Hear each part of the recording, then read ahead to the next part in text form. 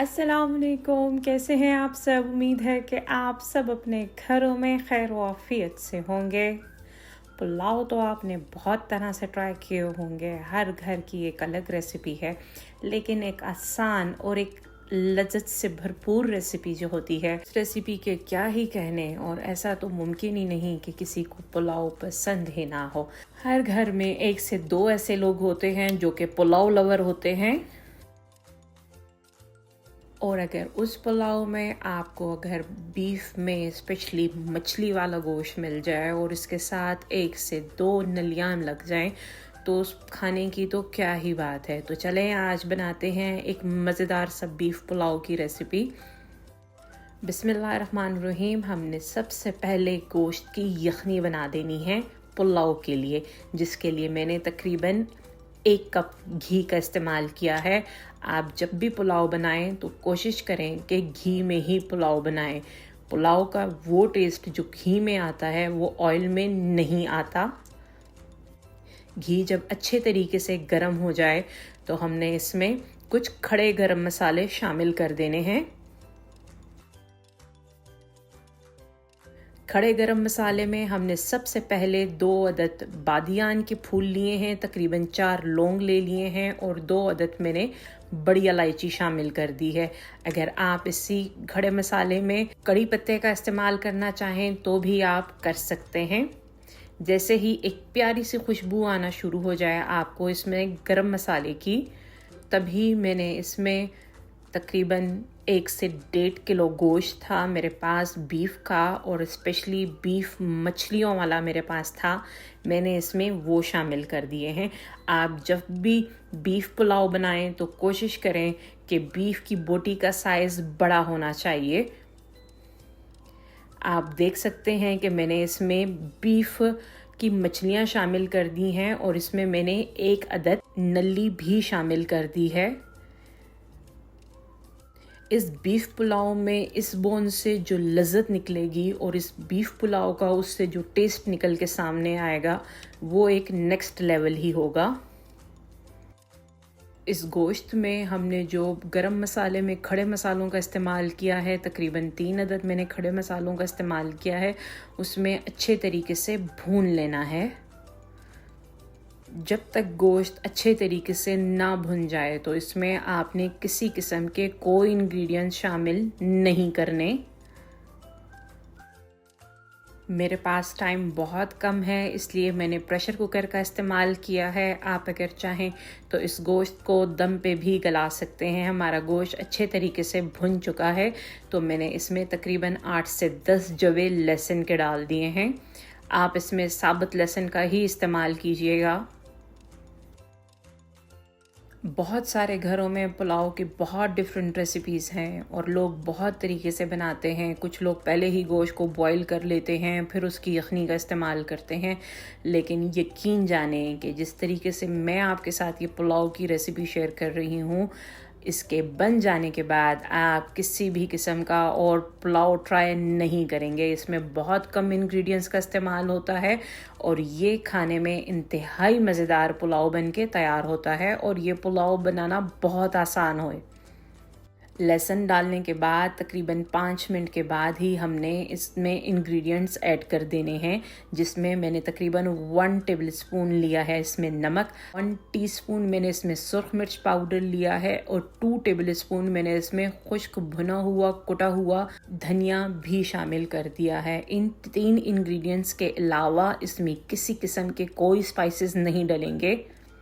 इन मसालों और नमक के बाद आपने इस गोश्त को अच्छे तरीके से भून लेना है। आप देख सकते हैं कि मैंने मसाला डालने के बाद इस गोश्त को अच्छे तरीके से भून लिया है तकरीबन 5 मिनट तक।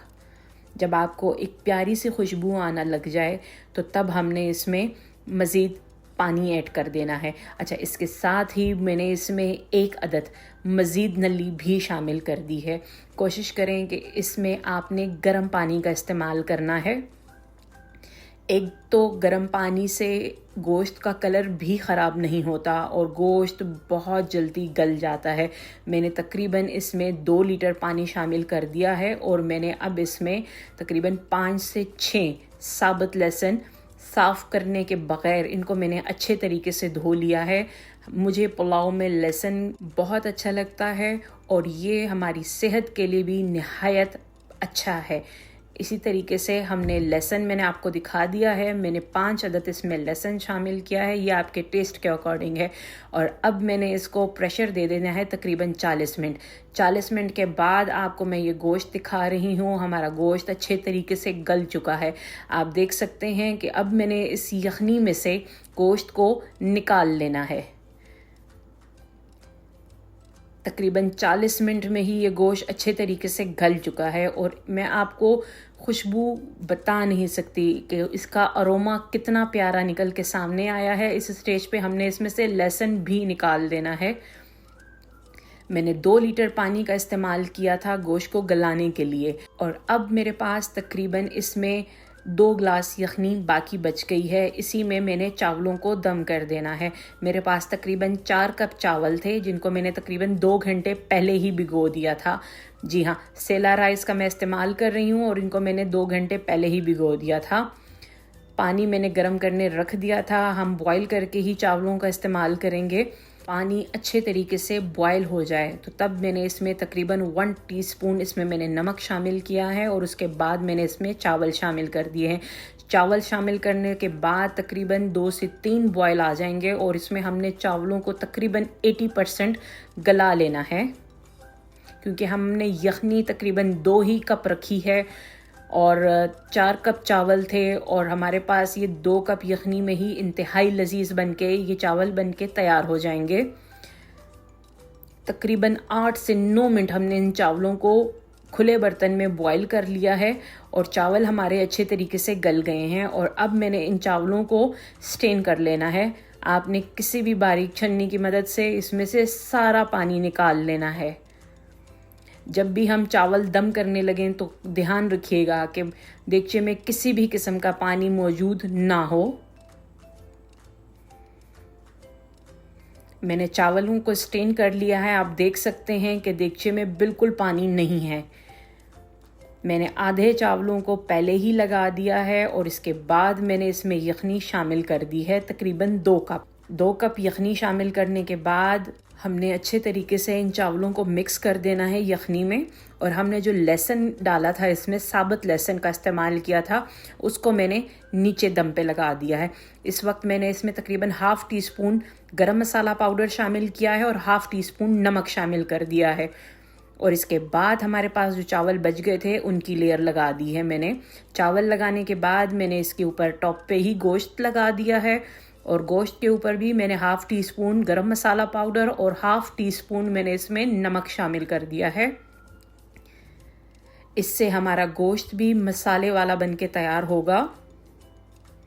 और तकरीबन इन चावलों को मैंने 30 से 40 मिनट के लिए हल्की आंच पे दम दे देना है।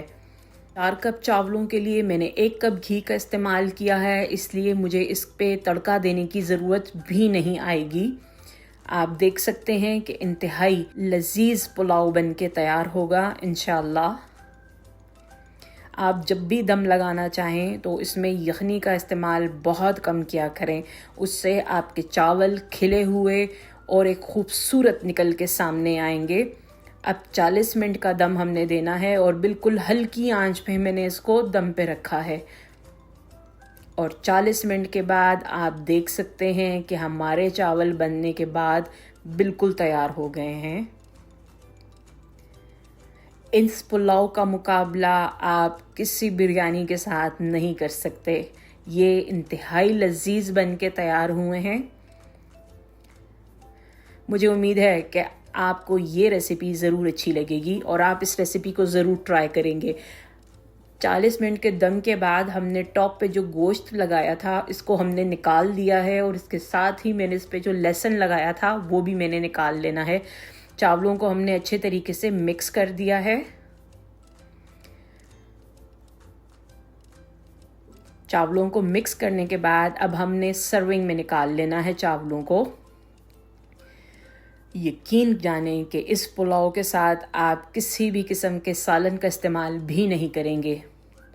इस पुलाव को सालन के बगैर ही सर्व किया जाता है और इस पुलाव को सालन के बगैर इसका में टेस्ट है। इसमें मैंने 2 नलियाँ भी शामिल की हैं। और इस पुलाव के साथ जो इस पुलाव में लहसुन का इस्तेमाल किया है मैंने, यकीन जाने कि इस लहसुन के इस्तेमाल से एक तो आपका कोलेस्ट्रॉल लेवल भी कम होगा और ये लहसुन बिल्कुल मक्खन जैसा नरम है। आप देख सकते हैं कि हमारा कोई चावल भी नहीं टूटा हुआ, इंतहाई नरम और मुलायम बनके ये चावल तैयार हुए हैं और गोश्त भी हमारा गल चुका है। अब आप यही रेसिपी अपने दोस्तों और अपने फैमिली वालों के साथ शेयर कर सकते हैं। मुझे उम्मीद है कि आपको ये रेसिपी ज़रूर अच्छी लगेगी और आप इस पुलाव को ज़रूर ट्राई करेंगे। और आप जब ट्राई करें तो अपने कमेंट्स के ज़रिए इजहार ज़रूर किया करें। मुझे आपके कमेंट्स से मोटिवेशन मिलती है, जिससे मैं आपसे बहुत सारी रेसिपीज़ शेयर कर सकूँगी। मेरे चैनल को सब्सक्राइब कर दें, बेल आइकन को प्रेस कर दें। बेल आइकन को प्रेस करने से मेरी जब भी नई वीडियो आएगी तो सबसे पहले आपके पास नोटिफिकेशन आएगा। अपने दोस्तों और प्यारों के साथ शेयर करें। मुझे अपनी दुआओं में याद रखें। मिलते हैं एक नई रेसिपी के साथ। शुक्रिया। अल्लाह हाफिज़।